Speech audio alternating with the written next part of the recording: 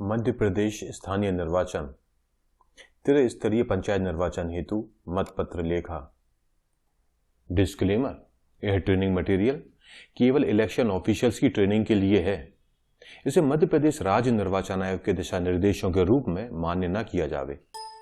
किसी भी तरह की संशय की स्थिति में मध्य प्रदेश राज्य निर्वाचन आयोग के दिशा निर्देशों, नियमों, कानूनों को ही मान्य किया जावे। इस वीडियो में हम समझेंगे कि मध्य प्रदेश स्थानीय निर्वाचन त्रिस्तरीय पंचायत हेतु मतपत्र लेखा किस तरह से तैयार किया जाना है। पहले हम देखते हैं कि मतपत्र लेखा होता क्या है। मतपत्र लेखा वह प्रपत्र होता है जिस पर यह लेख होता है कि मतदान मशीन या मतपेटी में डाले गए मतों की संख्या कितनी है। वह मशीन में प्रयुक्त सीलों की भी जानकारी के साथ साथ अन्य महत्वपूर्ण जानकारी भी इसमें दर्ज होती है। निर्वाचन के पश्चात इसकी एक प्रति उपस्थित मतदान अभिकर्ताओं को भी दी जाती है। मतगणना के समय ईवीएम मशीन या मतपेटी के साथ मतपत्र लेखा की एक प्रति भी मतगणना दल को उपलब्ध कराई जाती है। मतदान समाप्ति के तुरंत पश्चात उपस्थित मतदान अभिकर्ताओं की उपस्थिति में पीठासीन अधिकारी को अपने मतदान केंद्र की मतपेटी को सीलबंद करना है तथा ईवीएम का क्लोज बटन दबाकर टोटल वोट यानी कि कुल मत की संख्या देखना है। इस संख्या को नोट भी कर लें। इसके पश्चात आपको मतपेटी में डाले गए मतों का लेखा व ईवीएम में डाले गए मतों का लेखा अलग अलग तैयार करना है। पंच एवं सरपंच पद के लिए मतदान बैलेट पेपर से होगा। वह बैलेट पेपर मतपेटी में डाले जाते हैं। मतपेटी से मतदान कराए जाने पर डाले गए मतों का लेखा प्रारूप 15 भाग 1 मतपत्र लेखा में तैयार किया जाता है। जिला पंचायत सदस्य एवं जनपद पंचायत सदस्य के लिए मतदान ईवीएम से होगा। ईवीएम से मतदान कराए जाने पर डाले गए मतों का लेखा, जो कि मतपत्र लेखा भी है, प्रारूप 15 का भाग 1 में तैयार होगा। अब हम सरपंच पद हेतु मतपत्र लेखा देखते हैं और इसे उदाहरण के रूप में समझेंगे। मान लीजिए किसी निर्दिष्ट मतदान केंद्र को प्रदाय मतपत्र हैं 680, तो मतपत्र की क्रम संख्या है 001 से 0680। मतदान केंद्र में प्रयुक्त किए गए निविदत मतपत्र हैं 1। तो मतदान समाप्ति के पश्चात शेष बचे अप्रयुक्त मतपत्र होंगे 79 और अप्रयुक्त मतपत्रों की संख्या होगी 601 से 679 तक। 680 नहीं होगा क्योंकि 680 निविदत मतपत्र के रूप में यूज हो चुका है। इस उदाहरण के अनुसार अब हम किसी विशेष मतदान केंद्र का मतपत्र लेखा प्रारूप 15 भाग 1 भरकर तैयार करेंगे। अब आप प्रारूप 15 भाग 1 देख रहे हैं। यहां पे ग्राम पंचायत का नाम लिखा जाएगा, मतदान केंद्र का क्रमांक व नाम लिखेंगे, फिर पीठासीन अधिकारी द्वारा प्राप्त मतपत्रों की संख्या, ये 1 से 680 है तो लिख दिया 680।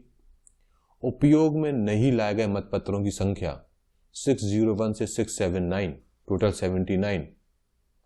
मतदान केंद्र में उपयोग में लाए गए मतपत्रों की संख्या 1 से लेकर 600 और निविदत मतपत्र के रूप में यूज किया है 680, तो टोटल मतपत्र जो हम यूज कर रहे हैं वो हो गया 601। मुद्रण या लेखन या त्रुटि के कारण रद्द किए गए मतपत्र कोई भी नहीं है। निविदत मतपत्र के रूप में हमने 1 यूज किया है, रद्द कोई भी नहीं किया है। इन सब का टोटल करेंगे तो हो जाएगा 1। तो मतपेटी में प्राप्त होने वाले टोटल मतपत्र होने चाहिए 600। जो निविदत मतपत्र है वो कभी भी मतपेटी में नहीं डाला जाता। अब हम पंच पद हेतु प्रारूप 15 भाग 1 भरना सीखते हैं। पंच पद हेतु वार्ड क्रमांक 1, मतदान केंद्र को प्रदाय मतपत्र हैं 100, मतपत्रों की क्रम संख्या है 1 से 100 तक। मतदान केंद्र में प्रयुक्त निविदत मतपत्र है 1। मतदान समाप्ति के पश्चात शेष बचे अप्रयुक्त मतपत्र हैं 47 और अप्रयुक्त मतपत्रों की संख्या है 053 से 099। जो आखिरी का मतपत्र है वो टेंडर्ड वोट के रूप में यूज हो चुका है।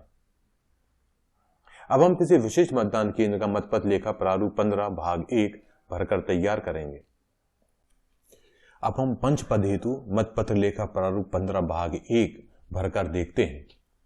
यहाँ पर ग्राम पंचायत का नाम लिखेंगे, वार्ड क्रमांक लिखेंगे, मतदान केंद्र का क्रमांक और नाम लिखेंगे, ब्लॉक का नाम लिखेंगे।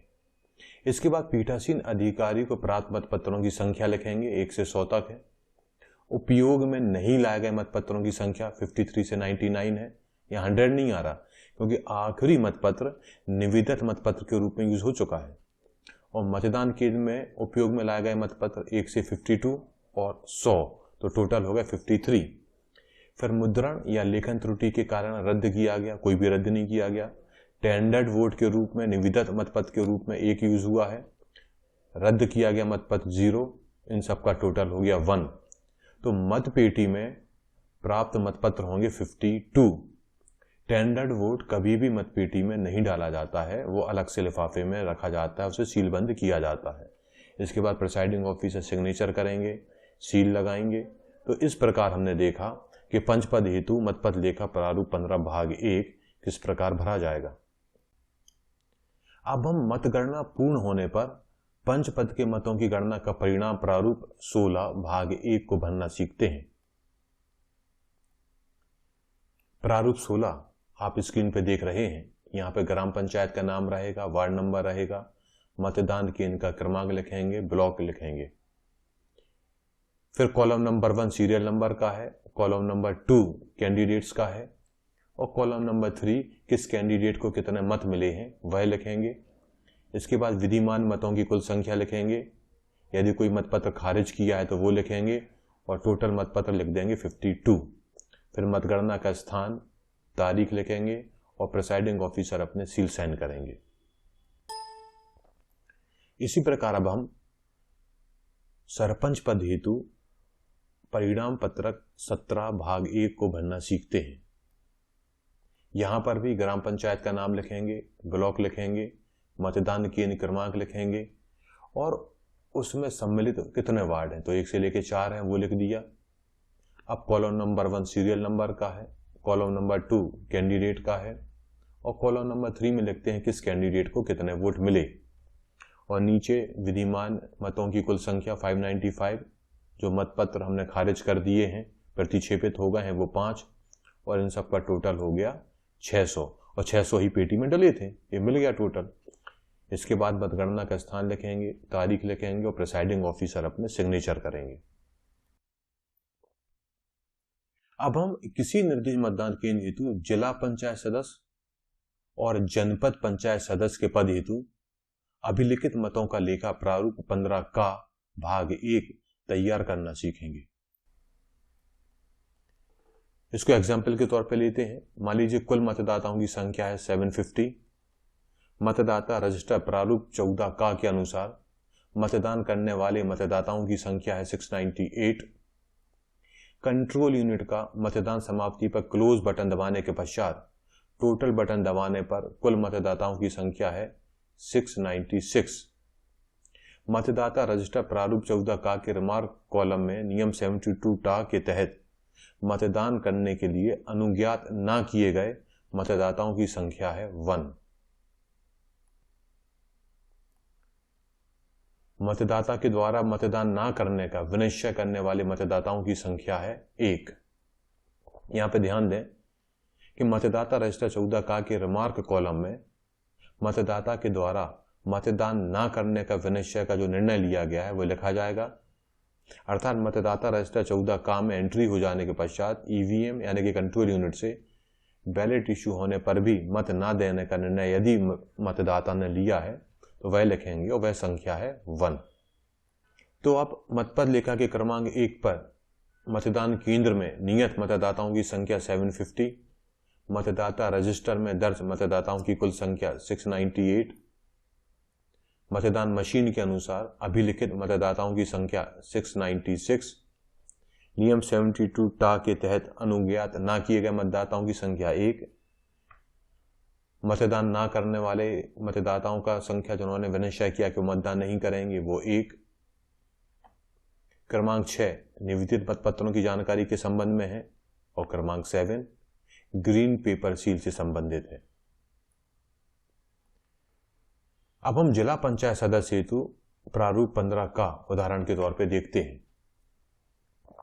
तो यहाँ पर जिला पंचायत का नाम लिखा, निर्वाचन क्षेत्र का क्रमांक लिखा, मतदान केंद्र का क्रमांक लिखा, मतदान केंद्र का नाम लिखेंगे, कंट्रोल यूनिट का सीरियल नंबर, डीएमएम का सीरियल नंबर, प्रिंटर क्रमांक में निल लिख देंगे। यहाँ पे कोई भी हम प्रिंटर यूज नहीं कर रहा है, वीवीपैट यूज नहीं कर रहे हैं। बैलेट यूनिट का सीरियल नंबर लिखेंगे। बैलेट यूनिट यहाँ पे 2 हो रही हैं, जिला पंचायत की और जनपद पंचायत की, तो दोनों के सीरियल नंबर लिखेंगे। अब मतदान केंद्र में नियत मतदाताओं की कुल संख्या लिखेंगे 750। मतदाता रजिस्टर 14 का में दर्ज मतदाताओं की कुल संख्या 698। मतदान मशीन के अनुसार अभिलिखित मतदाताओं की संख्या 696। ऐसे वोटर जिन्हें मतदान के लिए हमने अनुज्ञात नहीं किया है 1, और ऐसे वोटरों की संख्या जिन्होंने विनिश्चय किया है कि वो मतदान नहीं करेंगे उनकी संख्या 1। अब निविदत मतपत्र का आएगा नेक्स्ट। तो टोटल हमको निविदत मतपत्र मिले हैं 10। क्रम संख्या लिख देंगे 2311 से 2320। मतदाताओं को जारी 1 हमने जारी किया, लेकिन जो 1 जारी जरूर हमने निविदत मतपत्र किया। तो अब ये जो है वोटर, ये मशीन से वोट नहीं देगा, यहाँ पे वो मतपत्र का यूज कर रहा है। वो मतपत्र सील साइन करके और फिर उसके बाद में निशान लगाएगा वोटर घूमते हुए तीरों की, और फिर उसको निर्दिष्ट लिफाफे में रख देंगे और लिफाफे को सील बंद कर देते हैं। प्रयुक्त नहीं किए गए, वापस किए गए जो मतपत्र है वो 9। फिर 7वां जो आ जाता है ये रो हमारी, वो ग्रीन पेपर सील से संबंधित है। तो टोटल कितनी ग्रीन पेपर सील मिली? 2। उनका सीरियल नंबर लिख दिया। प्रयुक्त ग्रीन पेपर सील 1। अब जो अप्रयुक्त ग्रीन पेपर सील है जो हम रिटर्निंग ऑफिसर को वापस कर रहे हैं वो 1, उसका भी सीरियल नंबर लिख दिया। कोई सील हमने नष्ट हुई? बिल्कुल नहीं हुई, निल, तो वो सब निल आ गया। और फिर राइट हैंड साइड में जो कॉलम देख रहे हैं वहां मतदान अभिकर्ताओं के हम सिग्नेचर ले लेंगे जिनको कि यह मतपत्र लेखा हम दे रहे हैं, और नीचे प्रिसाइडिंग ऑफिसर अपने सील साइन लगा देंगे। इसी प्रकार अब हम जनपद पंचायत सदस्य हेतु प्रारूप 15 का देख रहे हैं। तो यहां पे भी हमने जनपद पंचायत का वार्ड क्रमांक लिख दिया, मतदान केंद्र क्रमांक लिखा, मतदान केंद्र का नाम लिखा, कंट्रोल यूनिट का सीरियल नंबर, डीएमएम का सीरियल नंबर, बैलेट यूनिट का सीरियल नंबर, दोनों जिला पंचायत और जनपद पंचायत की लिखेंगे। फिर उसी तरीके से हम भरेंगे जैसा हमने पहले भरा था। मतदान अभिकर्ताओं के सिग्नेचर लेंगे, पीठासीन अधिकारी सील साइन करेंगे और उपस्थित मतदान अभिकर्ताओं को ये दे देंगे। इस प्रेजेंटेशन को बनाने में श्री घनश्याम मौर्य जी, मास्टर ट्रेनर, जिला राजगढ़, ब्यावरा, मध्य प्रदेश का अतुलनीय योगदान रहा। उनका सादर आभार एवं अभिनंदन। इस वीडियो में हमने समझा कि त्रिस्तरीय पंचायत निर्वाचन में मतपत्र लेखा किस तरह से तैयार किया जाना है। यदि आपको कोई डाउट या क्लैरिफिकेशन है तो आप स्क्रीन पर दिख रहे मेल के थ्रू कॉन्टेक्ट कर सकते हैं। रूल्स एंड रेगुलेशन के दूसरे वीडियो देखने के लिए स्क्रीन पर दिख रही वेबसाइट पर विजिट करें। थैंक यू, धन्यवाद।